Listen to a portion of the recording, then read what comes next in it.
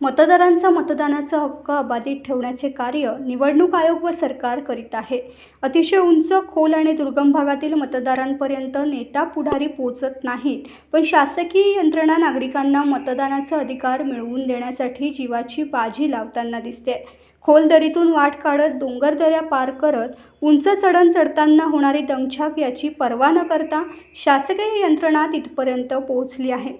रायगड जिल्हा परिषद व खालापूर पंचायत समिती खालापूर यांच्या सार्वत्रिक निवडणूक 2026साठी मतदान सुरळीत पार पडले. खालापूर तालुक्यातील हशाची पट्टी येथे ही मतदान प्रक्रिया पार पडली.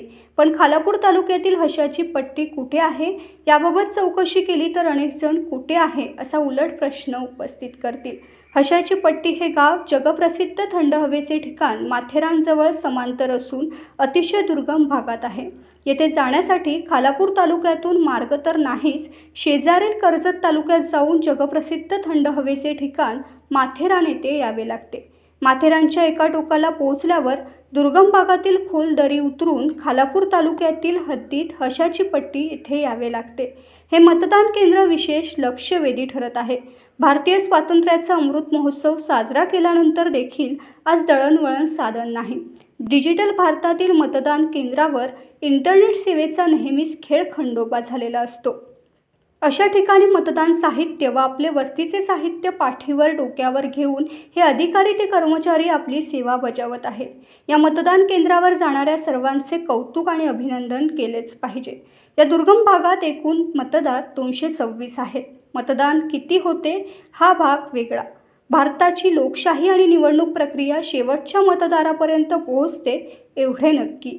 मतदान प्रक्रिया पूर्ण करण्यासाठी मतदानाकरिता नियुक्त पथकाने सलग 2-2.5 तास पायी चालत डोंगर दऱ्याखोऱ्यातून अडखळ वाटातून पायी प्रवास करत हशाची पट्टी येथे जाऊन लोकशाहीचा उत्सव आणि जागर केला.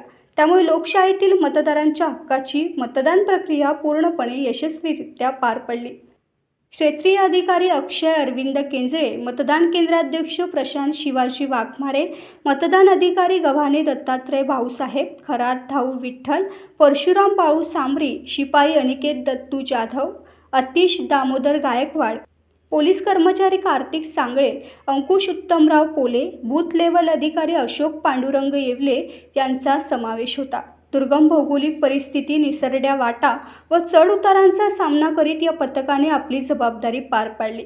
मतदान प्रक्रिया यशस्वीरित्या पूर्ण करून पथक परतल्यानंतर उपजिल्हाधिकारी तथा निवडणूक निर्णय अधिकारी जनार्दन कासार, सहाय्यक निवडणूक निर्णय अधिकारी तथा तहसीलदार अभय चव्हाण, निवासी नायब तहसीलदार सुधाकर राठोड, नायब तहसीलदार विकास पवार यांसह प्रशासनाच्या वतीने हशाची पट्टी मतदान केंद्रावरील पथकाचे स्वागत करण्यात आले.